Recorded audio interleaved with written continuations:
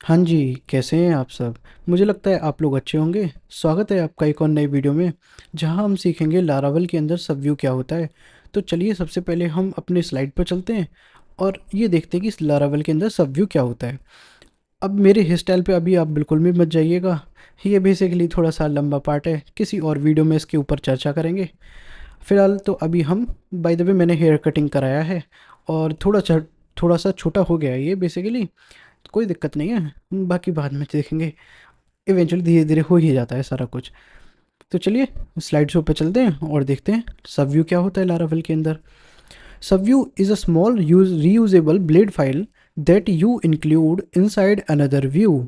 मतलब एक आपके पास एक मेन व्यू है, ठीक है, उसके अंदर आप किसी एक ऐसे व्यू को इंक्लूड कराना चाहते हैं।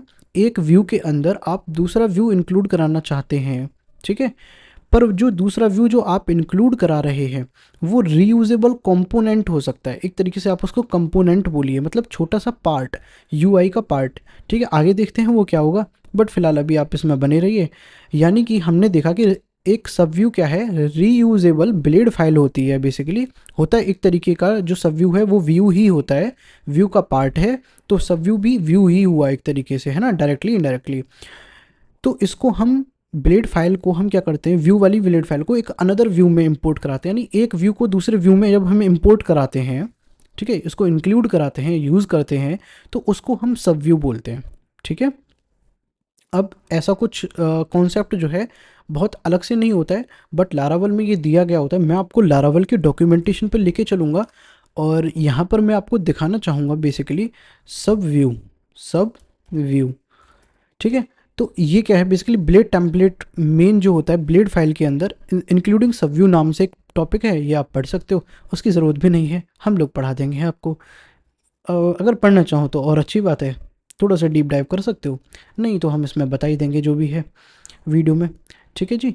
तो यहाँ पर भी दे रखा होता है। तो ये बेसिकली क्या है, छोटी छोटी चीज़ें हैं बट काम बड़े हैं। तो वो देख लेते हैं। जब हम एक प्रोडक्शन लेवल का ऐप बना रहे होंगे, वहाँ पर ये बहुत काम आएगा। तो फिलहाल हमको चीज़ें सारी सीखनी है, तो हम स्टार्ट करते हैं। तो हमने देखा कि सब व्यू जो है बेसिकली एक रीयूजेबल ब्लेड फाइल ही है, जिसको हम एक ब्लेड फाइल के अंदर दूसरी ब्लेड फाइल के अंदर इंक्लूड कराते हैं। यानी एक व्यू के अंदर दूसरे व्यू को इंक्लूड कराना होता है। बात करते हैं सेकंड पॉइंट की। It's like copy paste a piece of HTML/UI code into different views without writing again. मतलब आप समझिए कुछ इस तरीके से कि आप बस जस्ट कॉपी पेस्ट कर रहे हैं। मतलब मैं आपको बताता हूँ, कॉपी पेस्ट का मतलब ऐसा नहीं है कि सिर्फ कॉपी पेस्ट ही करना है, ऐसा कुछ नहीं है। देखिए बात क्या है, मान लीजिए आपके पास एक कोई छोटा कंपोनेंट है। कंपोनेंट मतलब होता है टुकड़ा, ठीक है। कंपोनेंट मतलब होता है टुकड़ा, यानी यूआई का पार्ट। अगर इसके कॉन्टेक्स्ट में बात करें HTML के, तो जो हमारा HTML का पेज होता है उसमें जो बहुत छोटे छोटे पार्ट होते हैं, बेसिकली हेडर हो गया, नैब बार हो गया, फुटर हो गया, साइड बार हो गया, अलर्ट बॉक्स हो गए, डायलॉग बॉक्स हो गए, और भी बहुत तरीके का छोटा बहुत कुछ दिखाना है, नैब बार हो गया। या फिर मान लीजिए मेरे हिसाब से एक और अगर मैं एग्जांपल लूँ तो फॉर्म्स हो गए, फॉर्म के अंदर इनपुट हो गए। अगर आपको कॉमन जो चीज़ें होती हैं उनको बार बार रीयूज़ करना होता है, ठीक है, बार बार उन्हीं सेम चीज़ों को बहुत सारी फाइलों के अंदर इंक्लूड कराना होता है, तब हम सब व्यू का यूज़ करते हैं। ठीक है। तो इससे क्या होता है, हमें अलग अलग कोड लिखने से बच जाते हैं। सेम चीज़ का अलग अलग कोड लिखने से क्या ही मतलब है, कोड बेस ही बढ़ेगा और कॉम्प्लेक्सिटी बढ़ेगी, उससे कुछ होगा नहीं। और इवेंचुअली जो आपका प्रोजेक्ट है बहुत ही कॉम्प्लेक्स हो जाएगा। तो हम उसकी कॉम्प्लेक्सिटी को कम करना, इजी टू लर्न और इजी टू मैनेज भी हो जाता है। अब लारावल के अंदर जो सब व्यू होते हैं वो हम किस तरीके से क्रिएट करते हैं, वो @include और व्यू नेम अभी बताएंगे इसको क्या कैसे इंक्लूड करते हैं। बट अगर आप यहाँ पे देखें तो सब व्यू हमारे बेसिकली इंक्लूड, जो @include है, अभी हमने देखा था ना पहले लास्ट वीडियो में, का मतलब क्या है यहाँ पे, @include। यानी कि इस तरीके से ब्लेड डायरेक्टिव है, ठीक है। इसकी मदद से हम लोग क्या करते हैं, किसी भी व्यू को दूसरे व्यू में इंक्लूड कराते हैं। बात करते हैं नेक्स्ट पे। अब सब व्यू यूज़ क्यों होता है। देखिए आपने देखा कि ये सब व्यू क्यों यूज़ कर रहे हैं, क्या मतलब है, लेकिन यूज़ क्यों करते हैं फिर हम इसको, है ना, कुछ तो बेनिफिट होगा ना। तो पहला बेनिफिट है रीयूजेबिलिटी। यानी कि रीयूज़ कॉमन यूआई लाइक नैब बार, फूटर, अलर्ट बॉक्स एसेट्रा। मतलब कि आप कॉमन कॉमन चीज़ें जो आपको बार बार यूज़ करनी है, कॉमन यूआई एलिमेंट्स, ठीक है, कंपोनेंट्स लाइक नैप बार हो गया, फुटर हो गया, अलर्ट बॉक्स हो गया, एसेट्रा, ये सब चीज़ों को, ठीक है, बेसिकली ये सब चीज़ों को आप क्या करोगे, रीयूज़ कर सकते हो। यानी कि नैप बार होता है, अगर मैं आपसे बोलूँ आपके वेब पेज में एक होम पेज है, एक वेबसाइट में होम पेज है, और एक इंडेक्स पेज है, और एक अबाउट पेज है, एक सिक्योरिटी पेज है, और एक कॉन्टैक्ट अस पेज है, एक सर्विसेज पेज है, लेकिन सब पेज पर नैप बार तो सेम रहेगा, ठीक है। बेसिकली नैप बार तो सब जगह सेम रहेगा ना, तो हमको नैप बार अलग अलग, नैप बार तो कोड एक ही लिखेंगे, स्टाइल भी वही रहेगी, लेकिन हम उसको अलग अलग जगह पर सेम स्टाइल को, सेम कोड को यूज़ करेंगे। मान लो 50 लाइन के कोड से नैप बार बन रहा है, सेम स्टाइल सब कुछ, उसी को हम 50 लाइन में दूसरे पेज में लिख रहे हैं, 50 लाइन को उसमें लिख रहे हैं, उससे क्या कोड की कॉम्प्लेक्सिटी बढ़ेगी और उससे कुछ होगा नहीं, ठीक है। तो हम एक बार बनाएंगे और बार बार रीयूज़ करेंगे उसको। तो ये है, अब इसका अभी कॉन्सेप्ट पता चल जाएगा आपको रीयूज़बिलिटी का क्या होता है जब हम प्रैक्टिकल करेंगे इसके अभी थोड़ी देर बाद। फिलहाल क्लीनर कोड की बात करते हैं। क्लीनर कोड में मतलब सेकंड जो फीचर है इसका क्लीनर कोड, वो ये दिखाता है keeps main view short and easy to understand. यानी कि आपका जो मेन व्यू है वो बहुत ही नीट एंड क्लीन रहेगा, शॉर्ट रहेगा और बहुत ही मैनेजेबल रहेगा, उसके अंदर घचड़ पथड़ नहीं होगी बेसिकली। अगर हिंदी में, शुद्ध हिंदी में बात करूँ तो बिल्कुल भी उसके अंदर मतलब कोड कॉम्प्लेक्स नहीं होगा ना बेसिकली, अगर आप इस तरीके से देखेंगे तो। ईजी मेंटेनेंस, थर्ड जो फीचर है वो ईजी मेंटेनेंस, यानी एक बार आप चेंज करेंगे एक फाइल के अंदर और सब फाइल के अंदर ऑटोमेटिक चेंज हो जाएगा, क्योंकि वही व्यू आपका इंक्लूड हो रहा होता है बेसिकली हर जगह पर। तो एक ही कोड है, उसमें चेंज करेंगे सब जगह चेंज हो जाएगा और सब जगह वही चीज़ दिखने लग जाएगी, कोई दिक्कत नहीं है। No layout required, can be used inside any view और even inside at the rate section. अब ऐसा नहीं है कि सब व्यू को यूज़ करने के लिए कोई लेआउट ही बनाना पड़ेगा, कोई व्यू ही बनाना पड़ेगा, ऐसा कुछ नहीं है। आप व्यू के अंदर भी यूज़ कर सकते हैं और एक सेक्शन बनाकर भी यूज़ कर सकते हैं, या फिर आप किसी भी पर्टिकुलर ब्लेड फाइल के सिंटेक्स के अंदर भी यूज़ कर सकते हैं, इसमें कोई दिक्कत नहीं है, सब चीज़ हो जाएगी, ठीक है जी। आगे बात करते हैं तो किस तरीके से हम क्रिएट करेंगे सब व्यू को। देखिए थोड़ा सा यहाँ पर गर्मी है तो थोड़ा चलता है यार, फ़िलहाल उसके लिए कोई दिक्कत वाली बात है नहीं है, आप इग्नोर करिएगा। हम क्या कर रहे थे, हम क्या करेंगे, एक सब व्यू को क्रिएट करेंगे। तो सबसे पहला स्टेप जो हमारा होगा वो क्या होगा, create a sub view file like as you create a view file. जैसे आप व्यू को बनाते हैं वैसे ही सब व्यू बनेगा, क्योंकि वो भी तो एक पार्ट है ना, सब व्यू तो एक पार्ट है ना बेसिकली, व्यू का पार्ट है। तो हमको सब व्यू को बनाने के लिए हम रिसोर्सेज फोल्डर और व्यूज़ फोल्डर के अंदर जाएंगे, ठीक है। मैं आपको बेसिकली यहाँ पे दिखा देता हूँ, ये बेसिकली मेरा प्रोजेक्ट है और ये मैं उसी प्रोजेक्ट पे काम कर रहा हूँ जो शुरू से चल रहा है, ठीक है। अगर आप मुझे फॉलो अलोंग कर रहे हैं, साथ में काम कर रहे हैं मेरे साथ, सेम ट्यूटोरियल को फॉलो कर रहे हैं, तो कोई दिक्कत वाली बात है नहीं है, आपका भी यहीं तक काम होगा, ठीक है। अगर चाहो तो नया बना सकते हो, नहीं तो कोई बात नहीं, जो आप फॉलो कर रहे हैं तो वो फॉलो करिएगा, ठीक है। और मैं तो रिकमेंड करूँगा कि आप मुझे फॉलो अलॉन्ग करें, और अगर आप अभी इस चैनल पर नए हैं तो प्लीज़ इसको सब्सक्राइब करें और दोस्तों के साथ शेयर कर दें। और प्लेलिस्ट अभी तक आपने नहीं एक्सेस करी है तो आप प्लीज़ एक्सेस कर लीजिएगा, ठीक है। आपको चैनल में मिल जाएगी या नीचे डिस्क्रिप्शन में मिल जाएगी, और लारावल बाई अर्पित ऐसे लिख सकते हैं तो आपको वहाँ पर भी मिल जाएगी। अब बात करते हैं रिसोर्सेस और व्यूज़ फोल्डर। आप देख सकते हो लेफ्ट साइड में रिसोर्सेस और व्यूज़ फोल्डर, इसके अंदर हम पहले से कुछ बना हुआ है उसको इग्नोर करिएगा अभी, लेकिन व्यूज़ फोल्डर के अंदर हम एक फ़ोल्डर बनाएंगे बेसिकली। यहाँ पे क्या लिखा है सेकंड पॉइंट में, create a folder common in resources slash views, यानी कि व्यूज़ वाले फोल्डर के अंदर हमें एक फ़ोल्डर बनाना है ताकि हम उसके अंदर सब व्यू बना सकते हैं। अब ज़रूरी नहीं है कि कॉमन, मैंने यहाँ पर हाईलाइट कर रखा है, आपको भी कॉमन बनाना है, पर कॉमन बनाएंगे तो और अच्छा है, नहीं बनाएंगे तब भी कोई दिक्कत वाली बात नहीं है, आप कुछ भी बना सकते हो, है ना।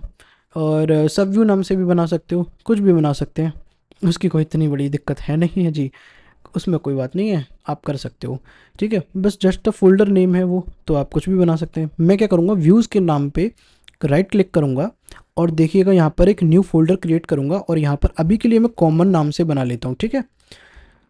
तो मैंने क्या किया है कि एक कॉमन नाम से एक फ़ोल्डर बना लिया है। अब मैं एक व्यू बनाऊंगा इसके लिए बेसिकली। तो हमने देखा कि व्यू ही होता है एक्चुअल में, अलग से कुछ नहीं है, लेकिन व्यू ही है। तो हमें then create a view in that common folder, अब उस कॉमन फोल्डर के अंदर एक व्यू बनाएंगे। अब ध्यान रहे कि मैं राइट क्लिक करूँगा और न्यू फाइल बनाऊँगा, आप कमांड लाइन से भी बना सकते हैं और लिख कर भी बना सकते हैं। फ़िलहाल मैं लिख कर बना देता हूँ। आप कमांड से भी बना सकते हैं। कमांड से कैसे बनाएंगे वो लास्ट में हमने देखा था, व्यू फाइल के अंदर, टेम्पलेट के अंदर, टेम्पलेट इंजन के अंदर, और उससे भी लास्ट वीडियो में आपको मिल जाएगा। आप प्लेलिस्ट को फॉलो अलग करिएगा, बिल्कुल मिल जाएगा। ठीक है जी। तो हम यहाँ पर एक व्यू बनाते हैं। बेसिकली मैं क्या चाहता हूँ, एक header dot blade dot P H P, header dot blade dot P H P, इस तरीके से मैंने क्या किया है, यहाँ पर एक फ़ाइल बनाई है। ठीक है, कॉमन के अंदर header dot blade dot P H P. अब यहाँ पर मैं क्या करने वाला हूँ, बेसिकली मैं यहाँ पर लिखूँगा, बेसिकली मैं यहाँ पर अगर मैं बोलूँ तो यहाँ पर बोलूँगा h2, और यहाँ पर बोलूँगा this is the header file. Okay, यहाँ पर अभी मैंने बिल्कुल यहाँ पर इस तरीके से लिख रखा है। अब चाहें तो आप यहाँ पर स्टाइलिंग दे सकते हैं, इनलाइन स्टाइलिंग या CSS लगा के, या HTML का पूरा पेज बना सकते हैं। जस्ट मैं आपको शो कर रहा हूँ। ठीक है, यहाँ पर आपको स्टाइलिंग भी लगा देता हूँ तो आप, ताकि आप ये लोग ना कहें कि पता नहीं यहाँ पर वर्क कर रहा है या नहीं कर रहा है। मैं यहाँ पर बैकग्राउंड कलर सपोज़ ग्रीन दे देता हूँ। ठीक है जी। अब मैंने क्या किया है, कॉमन के अंदर, कॉमन फोल्डर के अंदर जो मैंने व्यू के अंदर कॉमन बनाया है, और ध्यान रहे व्यू के अंदर बनाना है, रिसोर्सेज के अंदर नहीं, व्यू के अंदर कॉमन नाम से फोल्डर बनाना है, या किसी भी नेम से, सब व्यू के नाम से, और उसके अंदर अपने सब व्यू का नाम देना है बेसिकली, यानी कि एक ब्लेड फाइल ही बनानी है। उसके अंदर हमने क्या करा है, header dot blade dot P H P, ये बना ली हमने व्यू फाइल। अब उसके अंदर हमने कुछ कोड लिख लिया। अब देखिए इसका पहला जो काम है वो क्या करता है। अब मुझे एक सब व्यू को, यानी कि जो हमने सब व्यू बनाया है, बेसिकली ये एक लेआउट हो सकता है, आपका नेप बार हो सकता है, कोई अलर्ट बॉक्स हो सकता है, या आपका फॉर्म हो सकता है, कुछ भी हो सकता है यहाँ पर। ठीक है, आपका लेआउट या डिज़ाइन कुछ भी हो सकती है, या फिर आपका कोई भी तरीके का यूआई हो सकता है, कोई भी चीज़ हो सकती है। यहाँ पर हमें कोई दिक्कत नहीं है HTML के पार्ट से। ठीक है, अब मैं क्या करूँगा, इस हेडर वाली फाइल को मुझे index dot blade dot P H P में यहाँ पर कॉल कराना है। तो जस्ट आप क्या करेंगे, @ लिखेंगे और लिखेंगे इंक्लूड। ठीक है, और इंक्लूड के अंदर आप क्या करेंगे, डबल कोट या सिंगल कोट यूज़ कर सकते हैं। सिंगल कोट को यूज़ करेंगे थोड़ा सा बेटर रहेगा, कोई दिक्कत वाली बात है नहीं है। आप यहाँ पर @ इंक्लूड लिखेंगे और यहाँ पर लिखेंगे बेसिकली अपने व्यू का नाम। तो देखिए व्यू का नाम क्या है हमारा, header dot blade dot P H P, HEADER header, लेकिन dot blade dot P H P नहीं लगाना होता है क्योंकि वो ऑटोमेटिक समझ जाता है। लेकिन आप लोग यहाँ पर अगर देखेंगे तो मैंने सिर्फ हेडर लिखा है। अभी यहाँ पर अगर हेडर लिखूंगा तो आएगा नहीं। बेसिकली क्यों नहीं आएगा, मैं आपका रीज़न बताता हूँ। क्योंकि व्यू के अंदर डायरेक्ट चाइल्ड कौन है, कॉमन, ना कि हेडर। तो हमें व्यू तक का पाथ तो पता होता है सब चीज़ों को, लेकिन हमें कॉमन भी देना पड़ेगा। नहीं, कॉमन के अंदर हेडर है तो व्यू तक का उसको पता है, तो लेकिन कॉमन है ना उसके अंदर, व्यू के अंदर, तो हमें देना पड़ेगा कॉमन डॉट हेडर। ठीक है, अब ये देखिए अंडरलाइन हो गया, इसका मतलब ये है कि ये आपका काम कर रहा है। ठीक है, अब देखिए बेसिकली अब अगर हम क्या करेंगे, हम अपने इस प्रोजेक्ट को रन करते हैं। तो मैं सबसे पहले PHP आर्टिजन ऑप्टिमाइज कर ले लूँ। ये मैंने आपको सिखाया है, PHP artisan optimise, PHP artisan serve. ठीक है, अब ये सर्व हो चुका है। मैं इसको लेके चलूँगा अपने क्रोम पर, और यहाँ पर देखेंगे तो देखिए this is the header file, और उसका बैकग्राउंड कलर ग्रीन है। ठीक है, अगर आप लोग यहाँ हेडर को राइट साइड में ओपन करता हूँ मैं इस हेडर फाइल को, ठीक है, तो यही तो हमने कर रखा है, this is the header file. अगर मैं इसमें से 2 डॉट को हटा देता हूँ तो आप देखिएगा यहाँ पर 2 डॉट हट जाएंगे। रिफ्रेश करते हैं, देखो हट गई। तो सेम चीज़ है, यहाँ से ग्रीन है तो आप यहाँ से रेड कर लीजिए, कोई दिक्कत वाली बात नहीं है। हो गया काम, मैं वापस ग्रीन कर देता हूँ, लीजिए, कोई दिक्कत बात नहीं है। इसमें कोई बड़ी बात नहीं है, मैंने जैसे स्ट्रेट फॉरवर्ड चीज़ें की हैं। आप यहाँ पर कोई भी यूआई, कोई भी चीज़ें यूज़ कर सकते हो, कोई दिक्कत नहीं, वो एज इट इज़ यहाँ आ जाएगा। हाँ जी, ऑर्डर मेंटेन, ऑर्डर जो है मेंटेन करके रखता है ये चीज़, यानी कि ऑर्डर, ये यहाँ पर जो इसका ऑर्डर है, यानी सबसे पहले H1 से पहले ये इंक्लूड कराया है। अगर मैं इसको H1 के बाद इंक्लूड कराऊँ तो इसका ऑर्डर चेंज हो जाएगा। बिल्कुल जी, हो जाएगा। यहाँ पर हो चुका है। ठीक है, ये देखिए मैंने वापस पहले जैसा कर दिया। इसका मतलब क्या है, अगर ये this is a header file लिखा है, मान लीजिए अभी एक सेकंड के लिए मैं आपको एक काम करता हूँ, मैं बोलता हूँ नेव और बोलता हूँ ULLI और A। सपोज़ करो मैंने बोला स्लैश और ये है हमारा होम, ऐसे कॉपी पेस्ट, और ये बोलते हैं अबाउट। ठीक है, स्लैश अबाउट। मान लो एक नैप बार है, आप नैप बार बना रहे हैं, ठीक है, हेडर में। अब होगा क्या कि आपको नैप बार हर जगह यूज़ करना है इस तरीके से, ठीक है। अब देखिए, मैं अगर यहाँ पर जाऊँ और यहाँ पर स्लैश अबाउट लिखूँ और एंटर करूँ तो, लेकिन यहाँ पर अबाउट तो आ रहा है, यानी हमने तो रिडायरेक्ट कर रखा था बेसिकली, वो कोई दिक्कत नहीं है। आप लास्ट वीडियो देखिएगा, पता चल जाएगा कि कॉन्टेक्ट व्यू कैसे आ रहा है, ठीक है। अबाउट हिट करने पे हमने चेंज कर रखा है बेसिकली। अभी उस पर मत जाइए, फिलहाल तो मुझे ये देखना है। अगर मैं स्लैश अबाउट पे जाऊँ तो यहाँ पर मेरे को वो नहीं दिख रहा है। यहाँ पर मुझे ये जो होम पेज पर ये जो ULLI है बेसिकली, ये जो मेरा नैब बार है वो यहाँ नहीं दिख रहा है अबाउट पेज पे।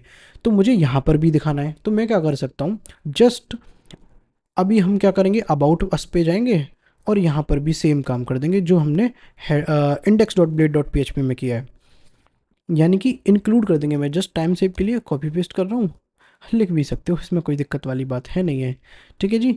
यहाँ आप देख सकते हो। और हमने क्या करा है basically, common header dot blade dot P H sorry blade dot P H P वाली फाइल को यहाँ इंक्लूड करा लिया है। यानी हम एक बार बनाएंगे चीज़ों को और अलग अलग पेजों में उसी चीज़ को इंक्लूड करा देंगे basically. This is a component. अगर मैं यहाँ पर राइट क्लिक करके अबाउट पे जाऊँ तो अगर रिफ्रेश करूँ तो यहाँ पर अबाउट आ जाना चाहिए था, बट यहाँ पर नहीं आया है अबाउट। अब ये देखता हूँ ऐसा क्यों हो रहा है कि ये अबाउट यहाँ पर नहीं आ रहा है। This is a contact view आ रहा है बेसिकली स्लैश अबाउट पे जाने पे। तो मैं पहले राउट चेक कर लेता हूँ। बेसिकली मैंने लास्ट वीडियो में कुछ यहाँ पर चेंजेस कर रखे थे, इसलिए ऐसा कुछ हो रहा है। देखिए यहाँ पर क्या आ रहा है, स्लैश अबाउट और शो अबाउट व्यू इस तरीके से कंट्रोलर आ रहा है। तो कोई बात नहीं, मैं इसको अब मतलब अनकमेंट कर दूंगा तो वो चलने लग जाएगा। लेकिन जब भी मैंने बताया कि आप blade dot P H P में तो कोई दिक्कत नहीं है, लेकिन अगर आप web dot P H P में यानी कि आप राउट की फाइल में कोई चेंजेस करते हैं तो आप क्या करेंगे, एक बार P H P artisan optimise कर देंगे। और मैं यहाँ से एक बार चलूँगा और राइट यहाँ पर चलूँगा। देख सकते हैं आप लोग, यहाँ अबाउट के अंदर भी हमारे पास ये नैव बार आ चुका है, यानी सब व्यू आ चुका है। तो आपने देखा कि होम पेज पर भी सब व्यू आ गया और अबाउट पे भी सब व्यू आ गया। तो इसका मतलब हमने एक बार चीज़ें बनाई, उसको अलग अलग पेजेस में अलग अलग व्यूज़ में हमने इंक्लूड कर दिया। इसका काम ये था कि सब व्यू हमने बनाया। अब ये जो हमारा header dot blade dot P H P है ये सब व्यू है, ठीक है जी। ये सब व्यू है, हमारा सब व्यू फाइल है और उसको हमने अबाउट के अंदर इंक्लूड करा दिया। देखिए यहाँ पर है ना, सब व्यू को इंक्लूड करा दिया और एक हमने इंडेक्स वाले में इंक्लूड करा दिया। यानी कि आप यहाँ पर कोई भी कॉमन टास्क, कॉमन चीज़ें जो कि आपकी एक बार यूज़ होंगी और एक ही लेआउट की रहेंगी, ठीक है, वो कॉमन इसमें कौन कौन सी आ सकती हैं, हेडर हो सकता है, फूटर हो सकता है, साइड बार हो सकता है, कोई ऐड का स्पेस हो सकता है, ऐड एडवर्टाइजमेंट के लिए जो हम लगाते हैं, ठीक है, कोई अलर्ट बॉक्स हो सकता है, कोई चीज़ें हो सकती है, कोई ऐसा यूआई का पार्ट, यानी कि कोई ऐसा लेआउट जो आपको बार बार रीयूज़ करना हो, बार बार एक ही पेज में, मतलब अलग अलग पेज में और सेम कंटेंट को, मतलब एक जैसे यूआई को, मान लो सपोज करो एक लॉगिन फॉर्म बना है, अब वो आपको हर जगह यूज़ करना है, आपको एक जैसी डिज़ाइन रखनी है, सब कुछ वही रखना है। बट उसके लिए आपको क्या करना पड़ेगा, सीधा एक सब व्यू बनाएं, उसको इंक्लूड कर लें जिस किसी भी पेज में करेंगे, ठीक है। तो यहाँ तक तो हमने ये देखा कि सब व्यू कैसे क्या होता है और उसको किस तरीके से बनाते हैं और उसको किस तरीके से इंक्लूड करते हैं। तो आपने यहाँ तक सारी चीज़ें देख ली। ऐसे ही आप क्या कर सकते हो, मैंने इंडेक्स में लगाया है, अबाउट में लगाया है, आप सर्विसेज पेज किसी भी पेज में लगा सकते हो, आपका मन चाहे तो आप कितने भी व्यू बना सकते हो, कितने भी सब व्यू बना सकते हो, अलग अलग सब व्यू को, और बहुत सारे सब व्यू को एक फाइल के अंदर भी डाल सकते हो, इसमें कोई दिक्कत नहीं आएगी, ठीक है जी। अब हम अपने नेक्स्ट स्लाइड पे बात करते हैं कि हमने यहाँ तक तो देख लिया कि क्रिएट कैसे करते हैं, उसको यूज़ कैसे करते हैं अपने व्यू के अंदर, ठीक है। तो इंक्लूड करना भी हमने सीख लिया। देखिए यूज़ @इंक्लूड और व्यू का फाइल नाम यहाँ पर हमने देख लिया, उस ब्लेड फाइल में लिखना है, उसमें कोई दिक्कत नहीं आएगी। अब आपको यहाँ पर आपने देख लिया है किस तरीके से इंक्लूड करना है। और आपने जो सब व्यू बनाया है हेडर वाली फाइल को, ठीक है, इस वाले कंटेंट को आपको अलग अलग कुछ नहीं करना है, बस आपको उस फाइल को इंक्लूड करना है, फाइल के कंटेंट ऑटोमेटिकली रेंडर हो जाएंगे, ठीक है।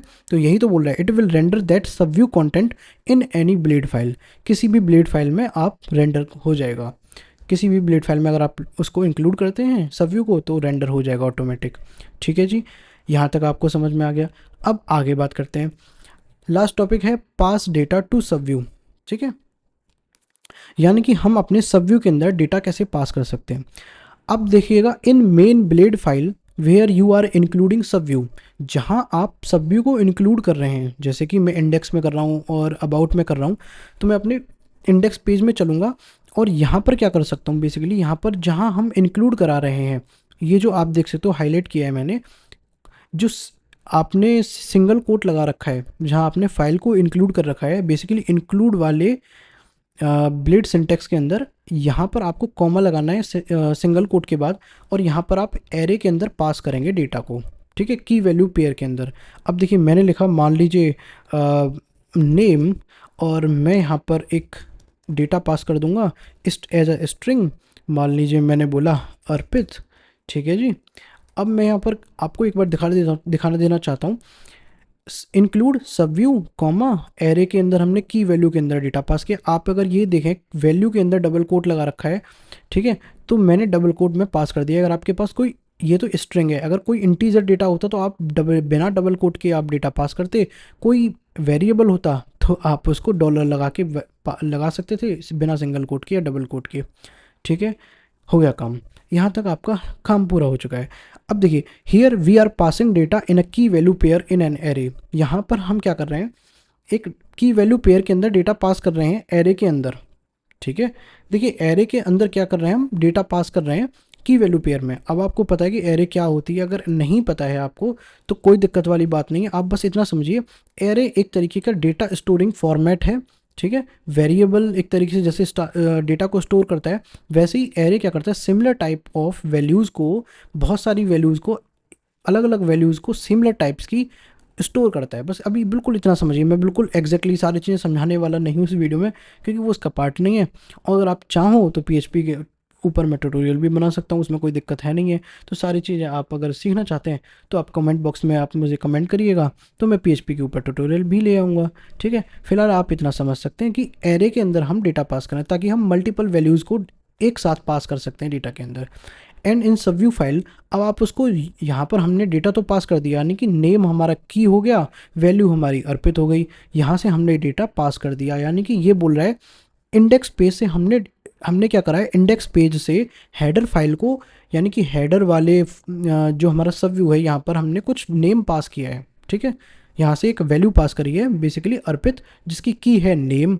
अगर इसको हमें हेडर में दिखाना हुआ, ठीक है, अब हमें हेडर में सब व्यू में, यानी कि सब व्यू यानी हेडर, उसमें हमको शो कराना हुआ डेटा को, तो हम क्या करेंगे, डेटा वेरिएबल को हम double curly brace open double curly brace close, और यहाँ पर हम अपनी की को यूज़ करेंगे जो हमने यहाँ पर दी है, बेसिकली यहाँ पर जो हमने की दी है नेम, इसको यूज़ करेंगे डॉलर के साथ, तो ऑटोमेटिक आपका डेटा आ जाएगा।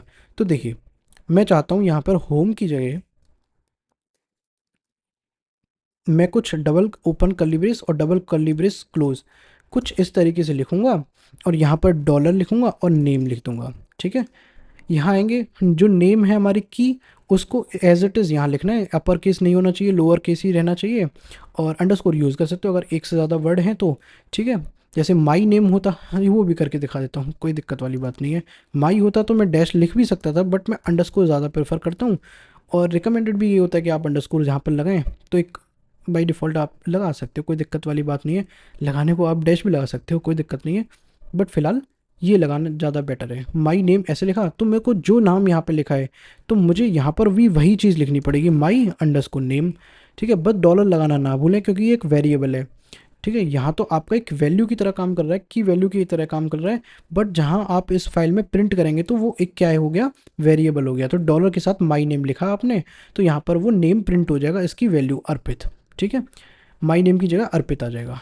चलिए हम क्या करते हैं, एक बार इंडेक्स पेज पे आते हैं और इसको रिफ्रेश करते हैं, और देखिए यहाँ पर आ चुका है अर्पित। अगर आप देखें, मैं इसको जूम कर देता हूँ, अर्पित आ गया। लेकिन अगर आप इसको स्लैश अबाउट पेज पर जाएंगे, और अब देखिए ये क्या बोल रहा है, अबाउट वाले पेज पर जाएंगे तो उसको बोल रहा है भाई मुझे तो माई नेम नाम का वेरिएबल मिला ही नहीं, क्योंकि ऐसा क्या होता है इसमें एक कंपलसरी है देना। तो आप क्या जाओगे यहाँ पर, बेसिकली अगर आप कोई डेटा पास कर रहे हो तो अबाउट अस पेज पे जाएंगे, लेकिन यहाँ पर हमने तो कुछ पास ही नहीं किया है ना, बेसिकली यहाँ तो हमने कुछ पास ही नहीं किया है। तो यहाँ पर हम क्या करेंगे, यहाँ पर हम पास कर देंगे बेसिकली एज एन एरे, और एरे के अंदर हमने बोलेंगे नेम या माई नेम, जो हमने सेम सेम चीज़ देंगे, ठीक है, क्योंकि की तो वही है ना, बेसिकली की तो एक्सेस वही कर रही है। यहाँ पर मैं बोल देता हूँ सपोज़ करिए, सपोज़ करो क्या बोल देता हूँ, यहाँ पर बोल देता हूँ मैक, मैंने कुछ भी बोल दिया, विंडोज़ लिनक्स मैक कुछ भी मैंने लिख दिया, कोई दिक्कत वाली बात नहीं। हाँ, ये ध्यान रहे कि ये एज अ स्ट्रिंग जाना चाहिए, ठीक है। तो मैंने यहाँ पे लिखा, मैं रिफ़्रेश करता हूँ और यहाँ पर मैक आ गया। सेम नाम भी दे सकते हो, कोई दिक्कत नहीं है। यहाँ पे जो वैल्यू दोगे वो यहाँ आ जाएगा, यानी अबाउट पेज पर भी आपके पास आ गया और यहाँ पर भी आ गया इंडेक्स पेज पे। तो आपने देखा कि आप किस तरीके से जो आपका व्यू फाइल है, मेन व्यू फाइल है, वहाँ से आप डेटा पास करेंगे एज एन एरे की वैल्यू पेयर। और अगर मल्टीपल वैल्यूज़ हुई तो कुछ नहीं है, यहाँ पर कॉमा लगाइएगा, यहाँ पर फिर लिखिएगा ऐसा की, और जैसे मान लो लिख दिया ईमेल, और यहाँ पर मैंने इसको फिर दे दिया ईमेल एज अ स्ट्रिंग, जैसे बोला अर्पित, कुछ भी दे सकते हो। मैं लिख नहीं रहा हूँ क्योंकि मुझे 2 बार इंक्लूड करना पड़ेगा, ठीक है। मल्टीपल वैल्यूज़ भी दे सकते हो, और अपने हेडर के अंदर आके बस इसी को कॉपी करना है और यहाँ पर पेस्ट करना है, और यहाँ पर ईमेल वाली की को इस तरीके से लिख देना है, यहाँ पर आपका ईमेल भी आ जाएगा, ठीक है। तो आपने देखा कि किस तरीके से हमने एक सब व्यू बनाया, उसको क्रिएट किया, इसको इंक्लूड किया, और इंक्लूड करने के साथ हमने क्या करा, सब व्यू के अंदर डेटा पास किया from the main file to the sub view file. यहाँ हमने शो करा दिया, बेसिकली डेटा को शो करा दिया सब व्यू फाइल के अंदर। तो ये था हमारा सब व्यू का कॉन्सेप्ट। बेसिकली सब व्यू का बिल्कुल कॉन्सेप्ट पूरा अगर इन समरी में आपको बताऊं, तो बेसिकली सारी चीज़ें अगर हम एक समराइज करके देखें तो सब व्यू है क्या। सब व्यू ये है कि आप कोई भी यूआई का पार्ट, बेसिकली अगर मैं आपको लेके चलूँ, मान लीजिए मैं आपको लेके चलता हूँ लारावल की वेबसाइट पे, ठीक है। मैं लारावल की वेबसाइट पे, ऑफिशियल वेबसाइट पे लेके चलूँ, तो यहाँ पर अगर आप देख सकते हो कि मैं इसको एक काम करता हूँ। हाँ जी, तो यहाँ पर अगर मैं यहाँ पर जाऊँ और मैं कुछ देखना चाहता हूँ ताकि आपको समझा पाऊँ प्रॉपरली। हाँ, डॉक्यूमेंटेशन में चलते हैं, और जैसे कि ये डॉक्यूमेंटेशन में ये सारे लेफ़्ट साइड में आइटम देख रहे हैं आप, तो ये साइड बार हो गया बेसिकली। अब मुझे ये डॉक्यूमेंटेशन पेज पर भी चाहिए, मुझे डेवलपर्स पेज पर भी चाहिए, ठीक है। तो ये हर जगह अगर मुझे कोई कॉमन यूआई का पार्ट चाहिए, बेसिकली आपको ये सर्च बार जो आपको दिख रहा है यहाँ पे, सिर्फ इतना, जहाँ मेरा आप कर्सर देखेंगे तो कोई यूआई का पार्ट हो गया, ठीक है, को कंपोनेंट हो गया, बेसिकली छोटे छोटे टुकड़े हो गए यूआई के अलग अलग, जैसे वर्जन का एक टुकड़ा, यानी इतना इतना पार्ट मुझे चाहिए, इतना इतना पार्ट चाहिए, या इतना इतना पार्ट चाहिए। तो ये सारी मैं एक अलग फाइल में बनाऊंगा, सब व्यू फाइल में होती, बेसिकली वो भी व्यू फाइल है, बस उसको मैं मेन जहाँ जहाँ मुझे यूज़ करना है वहाँ पे मैं इंक्लूड करा दूंगा। आपका काम हो गया, बस इतना ही था जी। हाँ, और उससे ज़्यादा कुछ है नहीं है इसमें, ठीक है। तो आपने देखा सब व्यू क्या है, सारी चीज़ें देख ली। मुझे लगता है आपको ये वीडियो अच्छी लगी होगी, और अगर अच्छी लगी तो प्लीज़ इसको लाइक करें, दोस्तों के साथ शेयर करें, और मैं मिलता हूँ आपसे अगली वीडियो में। तब तक के लिए thank you so much and good bye.